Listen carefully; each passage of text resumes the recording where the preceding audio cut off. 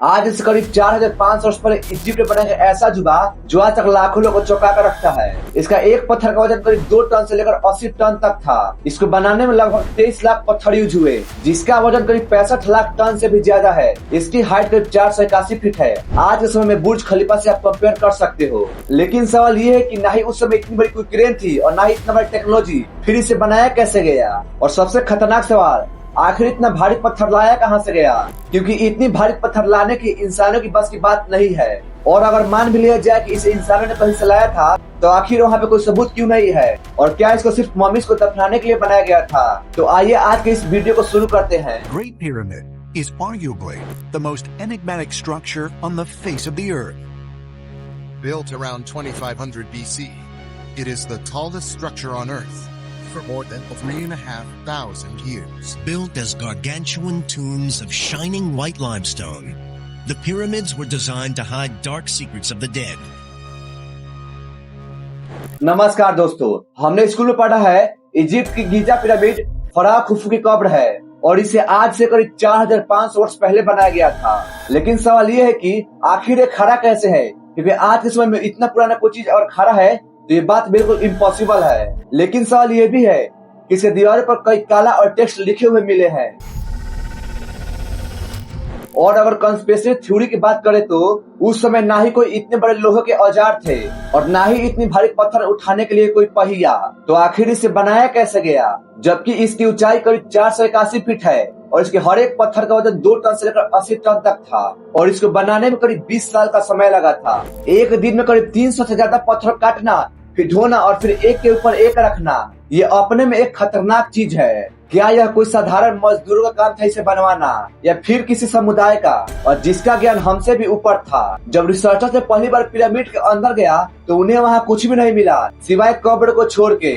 जब साइंटिस्ट ने खोज किया तो पता चला कि पिरामिड का बेस ग्रेनाइट से बना है, क्योंकि ग्रेनाइट में क्वार्टर्ज होता है और क्वार्टर्ज में पीजो इलेक्ट्रिक गुण होता है। मतलब अगर देखा जाए तो उसमें बिजली बनाने के लिए इसको बनाया गया था। जब रिसर्चर ने पिरामिड के अंदर गया तो वहाँ उनको जलधाराएं बहती हुई मिली।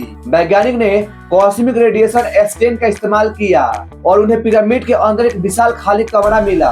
चलिए थोड़ा और डीप में चलते हैं। कहा जाता है कि फिरौन खुफू की कब्र में एक खाली बक्सा रखा गया है, जिसे कुछ लोग ताबूत भी कहते हैं। अगर आप मिस्र के लोगों की बात माने तो बोलते हैं कि पिरामिड की रक्षा इंसान नहीं करते थे, बल्कि जो इसे रक्षा करता था उसे नेत्रवान कहते हैं। लेकिन इसी मिस्र में एक स्टेचू है जिसका शरीर शेर जैसा है और चेहरा इंसान के जैसा, जिसे हम स्फिंक्स कहते हैं। और यहाँ से एक असली कहानी शुरू होती है। स्फिंक्स पे पानी के कटाव के निशान बताते हैं कि ये स्फिंक्स कभी भारी बारिश में डूबा था। लेकिन अगर थ्योरी की बात करें तो मिस्र में बारिश आज से लगभग 12,000 साल पहले हुआ था। इसका मतलब ये है कि स्फिंक्स 12,000 साल पुराना है, तो फिर पिरामिड भी उसी समय का हुआ। ये थ्योरी कितना सच है ये आप ही लोग बता सकते हैं। साल 1990 में डॉक्टर रॉबर्ट शॉक ने स्फिंक्स की आउटर वॉल पर वाटर इर्सोन विथिंग पैटर्न पहचाना।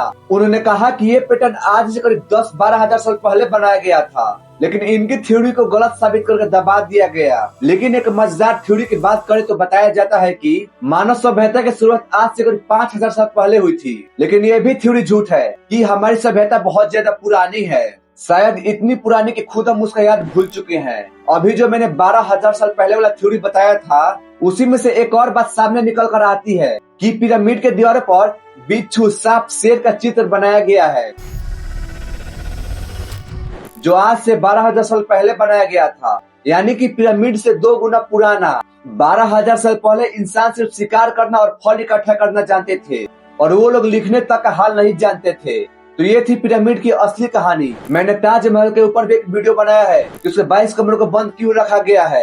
अगर आपको इतिहास जानने में दिलचस्पी है तो डिस्क्रिप्शन में लिंक है, उस पर क्लिक करके देख सकते हैं। और अगर आपको ये वीडियो पसंद आया तो वीडियो को लाइक और चैनल सब्सक्राइब जरूर करें। तब से मिलते हैं अगले नेक्स्ट वीडियो में। तब तक के लिए जय हिंद।